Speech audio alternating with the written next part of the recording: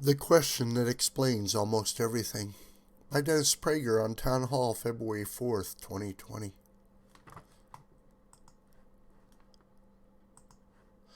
If you want to understand a human being or the human condition, what is the single most important question you should ask? Most religious people would probably ask, do you believe in God?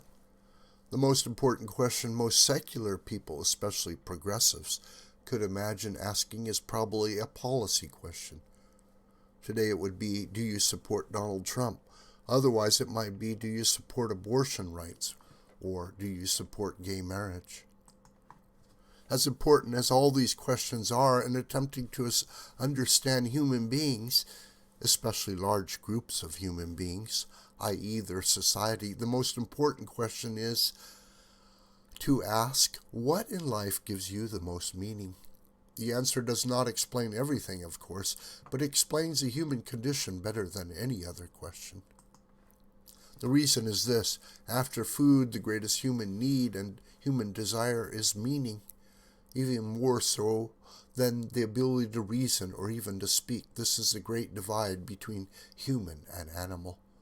We share all other needs with the higher animal species and share many needs with some of the lower animal species. Like them, we need food, shelter, and companionship. But while human beings seek and need meaning more than anything except food and companionship, but for human beings, companionship usually provides some meaning, and sometimes enough. No animal needs or seeks meaning. As an aside, this is one of the reasons I believe in God the Creator. There is no evolutionary explanation for the need for meaning. Meaning is not a biological need. Given its unique importance, that is what gives us meaning must be deemed the most important question. The problem, however, is just as the need for food has no inherent moral quality, the need for meaning has no inherent moral quality. Meaning can be found in evil just as it can be found in good.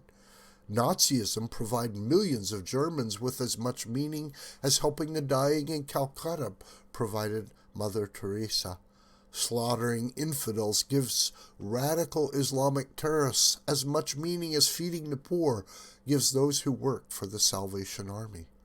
Killing the Christ killer Jews gave some medieval Christians as much meaning as saving Jews gave some European Christians during the Holocaust. For most Americans, until the last generation, the need for meaning was filled by family, religion, community, and patriotism, i.e. love of America and belief in America, as Abraham Lincoln put it, as the last best hope of earth. All or nearly all of these sources of meaning are being lost. In fact, the present generation of Americans has few or none of those meaning providers. As regards family, Americans are marrying at a later age than ever before. Fewer Americans are marrying than ever before, and fewer are having children than ever before. With regard to religion, more than a third of millennials, by far the largest percentage of any generation in American history, do not identify with any religion. As for community, a vast number of Americans of every age have lost ties to any community. This is a major reason for the epidemic of loneliness that afflicts so many Americans and so many others at the present time. For example, the New York Times reported in 2018 that in Britain, more than 9 million people in the country often or always feel lonely, according to a 2017 report published by the Joe Cox Commission on Loneliness. Then Prime Minister Theresa May actually appointed a minister of loneliness. And regarding America, what is there to believe in? For more than a generation, young Americans have been taught contempt for this country. Its past is essentially racist, genocidal, and imperialist. So much for patriotism. So then what is to give meaning to Americans who have lost all or most of the above? Something has to, because the need for meaning is as built-in and as universal as the need for food. The answer is self-evident. Whatever it is, it must provide meaning without being dependent on family, community, religion, or patriotism. And what is that? Leftism. All of leftism, not liberalism, which affirms all the traditional meaning providers, consists of meaning providers that replace community, religion, America, and even family. Single women are a major, even dominant demographic of the left. For leftists, feminism, environmentalism, socialism, and trans rights provide meaning. The life-filling meaning of leftism is most evident in the constant leftist use of the term existential threat. President Donald Trump is posing an existential threat to America, wrote leftist Frank Rich in the latest issue of the New York Magazine. Bloomberg, in campaign event, calls Trump an existential threat, ABC News headline 2 months ago. A Mother Jones headline 2 weeks ago read, Trump is an existential threat.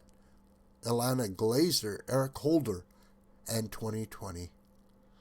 A Think Progress headline last July read, the existential threat Trump poses to the world political order is a 2020 campaign issue. The Sioux City Journal headline last week, Biden, Trump represents an existential threat to the future of our country. Fighting President Trump means fighting for the very existence of the world's order and for democracy in America. What could possibly give those devoid of meaning more meaning than that?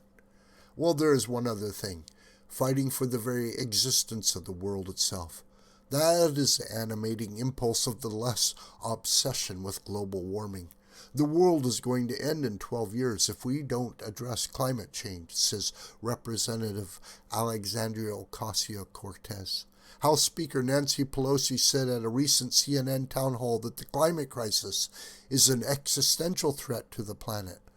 There are as many assertions of fossil fuels posing an existential threat to Earth's survival as there are leftists, and many liberals who fear the left. The proof that this alleged saving of democracy and the world from extinction are nothing more than left meaning givers is this. The only communities who don't believe this continue to possess all the traditional meaning givers. We don't need the left substitutes. This video is a production of the School of the White Crane. Hi, my name is John Brooker.